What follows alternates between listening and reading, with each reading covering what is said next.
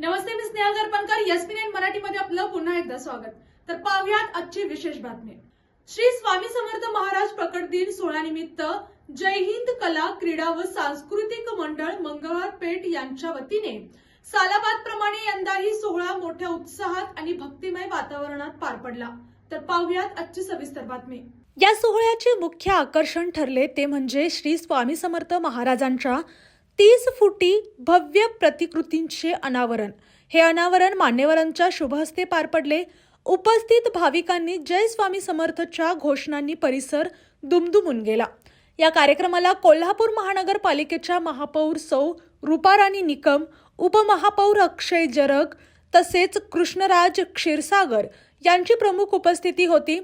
याशिवाय नगरसेवक अश्किन अजरेकर, नगरसेविका सौ जयश्री चव्हाण, सौ माधुरी नकाते, सौ नीलांबरी साळुखे तसेच नगरसेवक विनय फाळके, इस्माईल बागवान, निवास जाधव, शिवाजी पोवार, रोहन पोवार, आशिष पोवार, प्रशांत भोसले, कपिल माळी आदी मान्यवरांनी उपस्थिती दर्शवली.